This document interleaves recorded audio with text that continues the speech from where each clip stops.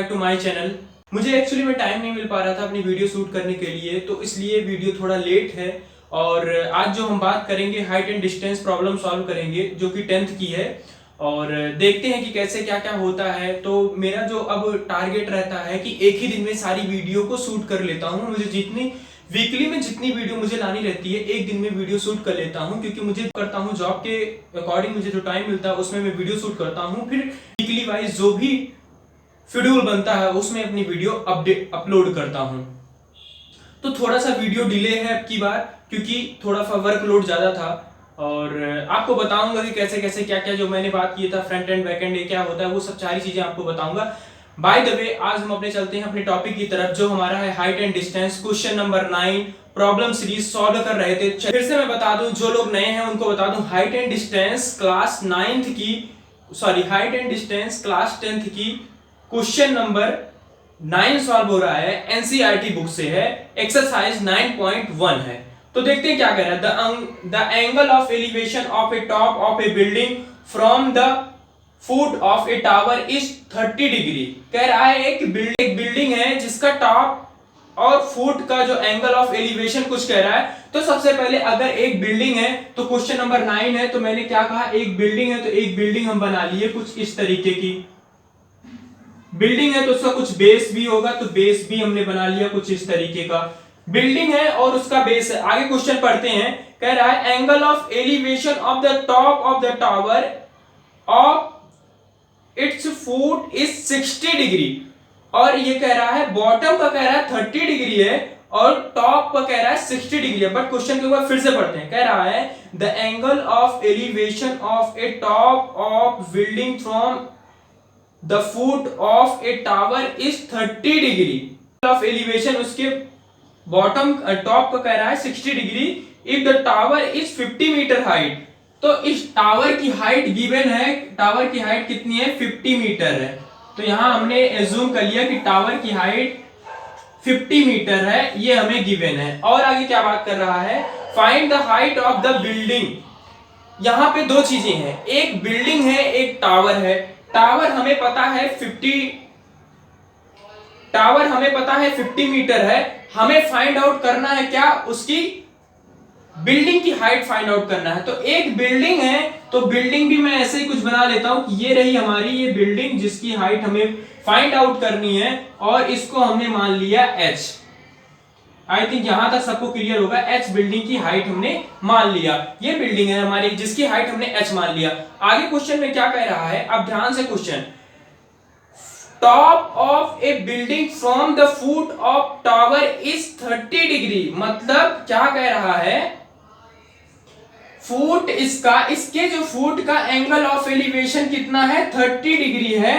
तो हम एक एंगल ऑफ एलिवेशन की बात कर रहा है, तो यहां पे हम जाए मिला लेंगे और बोल देंगे ये कितना है, 30 डिग्री है, 30 डिग्री है। और क्या कह रहा है, the top of tower from the foot of the building is 60 degree. और यहां से इसके एंगल ऑफ एलिवेशन टॉप का कितना है, 60 डिग्री है। तो हमने बना लिया, तो ये बोला ये हो गया 60 डिग्री। अब हमसे पूछ क्या रहा है, हमसे पूछ रहा है find the height of building. हमसे पूछ रहा है बिल्डिंग की हाइट कितनी होगी। बिल्डिंग की हाइट ऑलरेडी हमने मान रखा है h, तो हमसे h की वैल्यू फाइंड आउट करने के लिए कह रहा है। तो सबसे पहले हम बड़े ट्रायंगल में चलते हैं, जो बड़ा वाला ट्रायंगल है। देखिए इसमें क्या, अगर मैं बेस की बात करूं, बेस दोनों में सेम है, बेस दोनों में अगर सेम है, तो अगर हम बड़े वाले ट्रायंगल की बात कर रहा हूं, ये जो बड़ा वाला ट्रायंगल है, अगर उसमें हम लगा दे tan 60, देखिए क्या कह रहा हूं, tan 60 इक्वल्स टू क्या हो जाएगा, परपेंडिकुलर कितना है, परपेंडिकुलर हमारा 50 है, परपेंडिकुलर अपॉन बेस, बेस हमारा कितना है, x है। tan 60 की आपको यहां से वैल्यू पता होनी चाहिए। tan 60 की वैल्यू जैसे ही हम रखते हैं, tan 60 की वैल्यू रखा हमने √3, तो √3 इक्वल्स टू हो गया 50 अपॉन x, 50 अपॉन x हो गया। आई थिंक यहां तक सबको क्लियर होगा। 50 अपॉन x, तो यहां से x की वैल्यू जो आ गई, x इक्वल्स टू आ गया 50 डिविजिबल बाई √3। हमारी x की वैल्यू कितनी आ गई, 50 अपॉन √3 मीटर में आ गई। यही छोड़ देते हैं। आगे बात करते हैं जो छोटा वाला ट्रायंगल है, ये वाला ट्रायंगल, इस वाले ट्रायंगल की अगर हम 30 की बात करें, अब यहां पे हमने लगा दिया tan 30, tan 30 equal to perpendicular हमारा कितना है, इसके लिए परपेंडिकुलर हमारा h है, क्योंकि ये वाला ट्रायंगल केवल इतना ही है, तो ये हमारा हुआ h upon perpendicular upon base की वैल्यू हमें पहले से ही पता है क्या, 50 अपॉन √3। x है ना, बेस हमारी x है, ये है क्या, x है हमारा बेस, x है, x की वैल्यू हम पहले से ही निकाल चुके हैं। तो tan 30 की वैल्यू हो गई 1 अपॉन √3 इक्वल्स टू हो गया h upon 50 upon √3। I think यहां तक सबको क्लियर होगा। ये बहुत ही बेसिक सा था, हाइट एंड डिस्टेंस की प्रॉब्लम बहुत बेसिक होती है, अगर आप उसका डायग्राम बना ले गए तो क्वेश्चन सॉल्व करने में आपको प्रॉब्लम नहीं होगी। तो ये रहा हमारा 50 अपॉन √3। अब बस इसको क्या करना, क्रॉस मल्टीप्लिकेशन करा देना है, तो यहां से ये चीजें चली जाएंगी इधर, तो ये हो गया 50 डिविजिबल बाई √3 और पूरे का डिविजिबल √3 और इक्वल्स टू किसके हो गया, h के इक्वल्स हो गया। बस इसको थोड़ा सा और सॉल्व कर लेना है, जब आगे फर्दर सॉल्व करेंगे इसको तो 50 डिविजिबल बाई √3 तो रहेगा ही रहेगा, मल्टीप्लिकेशन में 1 अपॉन में हो जाएगा, 1 अपॉन क्या हो जाएगा, √3।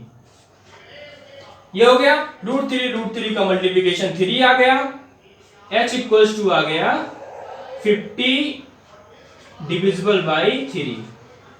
आंसर छोड़ दो, ये मीटर में हमारा आंसर हो गया, या इसको और कर सकते हो 16:3।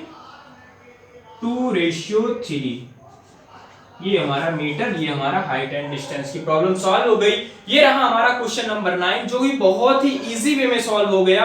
तो आप देख पा रहे होंगे हाइट एंड डिस्टेंस की जो प्रॉब्लम होती हैं काफी इजी होती हैं, अगर हम डायग्राम को बना ले गए तो हमें वो प्रॉब्लम नहीं होने वाली है। अब मूव करते हैं अपने नेक्स्ट क्वेश्चन की तरफ। इसी का 10th क्वेश्चन हम सॉल्व करेंगे और आपको बताएंगे कि कैसे आपको डायग्राम बनाना है।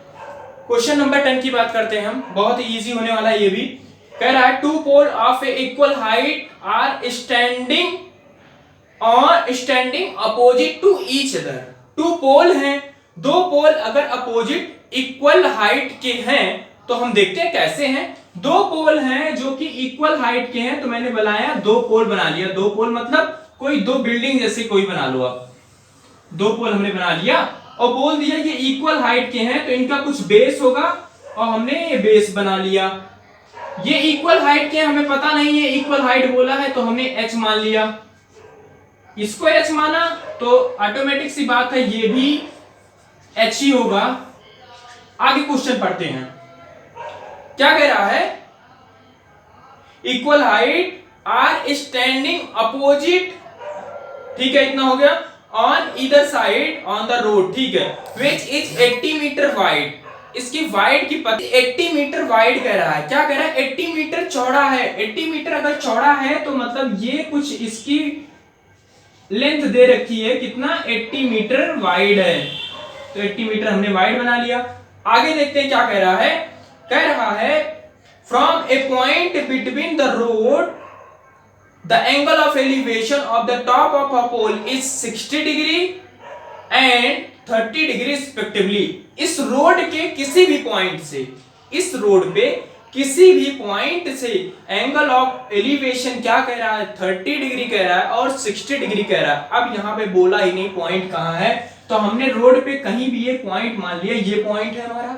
ऑन अ पॉइंट बोला था ना, तो रोड पे कोई भी एक पॉइंट आप मान लो। हमने माना कि रोड पे ये वाला पॉइंट है जिस पे एंगल ऑफ एलिवेशन कितना कह रहा है, 30 डिग्री कह रहा है और 60 डिग्री कह रहा है।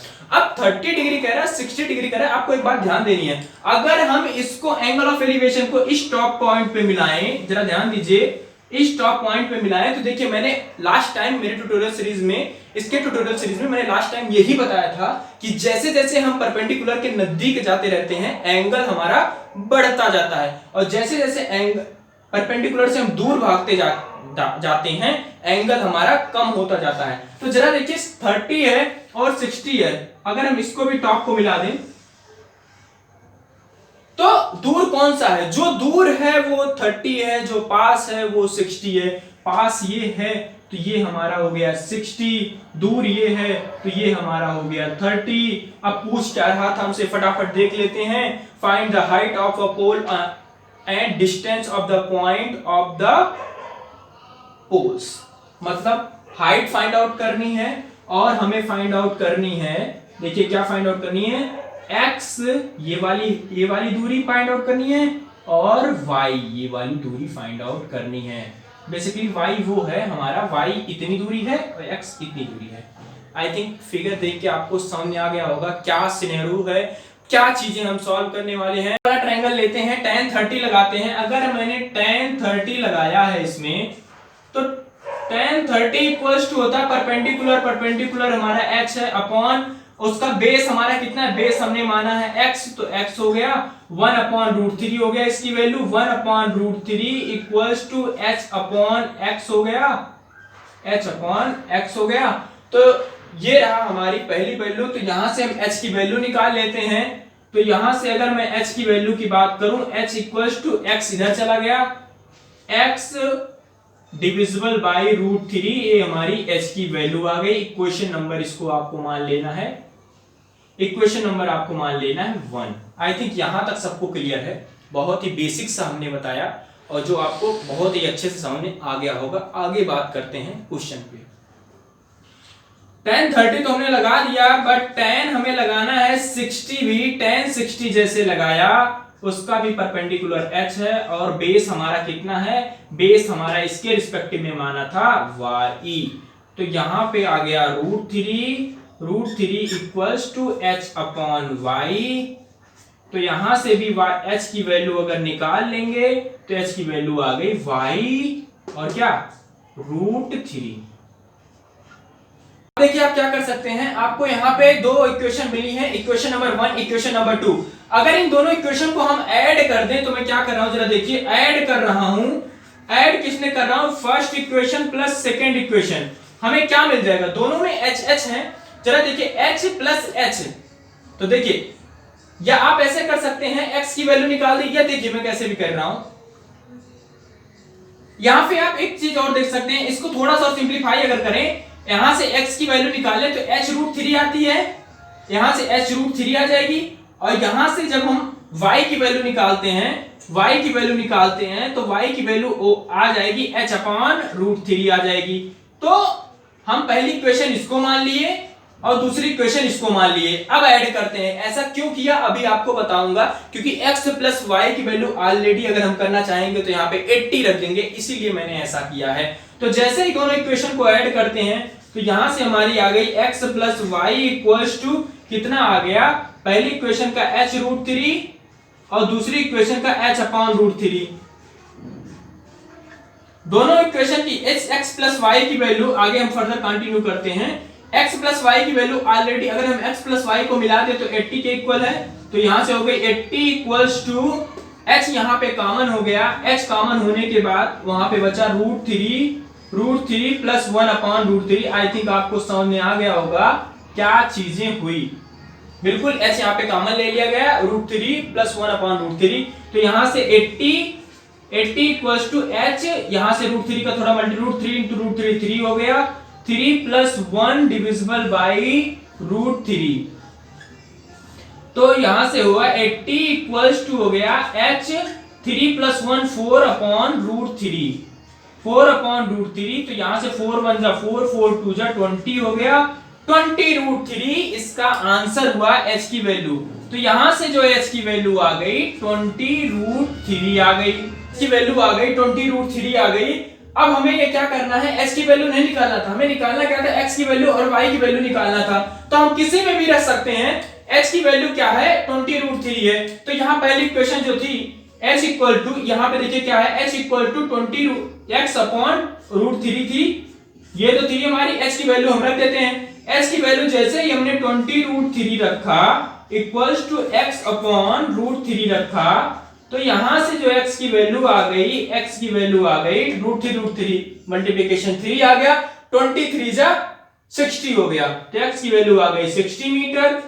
अगर x की वैल्यू 60 मीटर है तो y की वैल्यू कितनी है, टोटल 80 है, 80 माइनस 60 इक्वल टू 20 मीटर। तो यहां से y की जो वैल्यू आ गई 20 मीटर आ गई। आई थिंक क्वेश्चन बहुत ही इजी था, जो आपको अच्छे से समझना था कि कैसे सॉल्व करना। आई थिंक क्वेश्चन आपको समझ में आ गया होगा। अगर आपको कोई डाउट है इस क्वेश्चन में तो आप हमें कमेंट करके बता सकते हैं, मैं उसका तुरंत जवाब दूंगा और कोशिश यही करूंगा कि आपको छोटे से छोटा उसका सॉल्यूशन प्रोवाइड करूं। पिछले कुछ टाइम से वीडियो नहीं आ रही थी तो मैं काफी बिजी चल रहा था, क्योंकि मैं आप लोगों को शायद नहीं पता होगा, मैं बता दूं, मैं जॉब भी करता हूं, तो उसके रिगार्डिंग मुझे कुछ टाइम नहीं मिल पा रहा था वीडियो शूट करने के लिए, ना एडिटिंग के लिए टाइम मिल पा रहा था, ना वीडियो शूटिंग के लिए टाइम मिल पा रहा था। तो मैंने अब एक काम ये किया कि मैं जिस दिन मेरा हॉलीडे होता है उस दिन मैं टोटल वीडियो शूट कर लेता हूं, कि मतलब वीकली मुझे जितनी वीडियो लानी रहती है उसको टोटल शूट कर लेता हूं, एक ही दिन शूट करता हूं और उसके बाद उसको धीरे धीरे एडिट करता रहता हूं जब भी मुझे थोड़ा सा टाइम मिलता है तो, क्योंकि पैरेलल मुझे काम करना है, जॉब के साथ साथ इसको भी चलाना है, तो मुझे थोड़ा सा इसे टाइम लगा। बट अब वीडियो आती रहेंगी, जिस दिन मेरा वीकली ऑफ होता है उस दिन मैं सारी वीडियो शूट करके आपको प्रोवाइड करता रहूंगा एक एक दिन। तो मैं 3 कैटेगरी की वीडियो अभी कोशिश यही करूंगा, 3 कैटेगरी की वीडियो, पहला मैथमेटिक्स, दूसरा कंप्यूटर साइंस और तीसरा होगा टेक्निकल स्किल्स से रिलेटेड वीडियो आएंगी। ये अल्टरनेटिव आती रहेंगी, क्योंकि और अगर आपको कोई और वीडियो, किसी और वीडियो में इंटरेस्ट है, किसी और चीजों में इंटरेस्ट है, तो आप हमें कमेंट करके बता सकते हैं, मैं कोशिश करूंगा उस पर भी वीडियो लेके आऊं। और अगर आपने हमारा टेक्निकल वीडियो नहीं देखी है तो आपको आई बटन पे लिंक मिल जाती है और आपको डिस्क्रिप्शन में उसकी लिंक मिल जाएगी, आप हमारे प्लेलिस्ट में जाके उसको चेकआउट कर सकते हैं। बहुत ही इंटरेस्टिंग वीडियो बनी हुई है जो आपके लिए काफी बेनिफिशियल होंगी। अगर आप अभी तक हमारे चैनल को सब्सक्राइब नहीं किए हैं तो हमारे चैनल को सब्सक्राइब कीजिए और बेल आइकन को जरूर प्रेस कीजिए। तो मिलते हैं एक नई वीडियो के साथ, एक नए टेक्निक के साथ, तब तक के लिए बाय।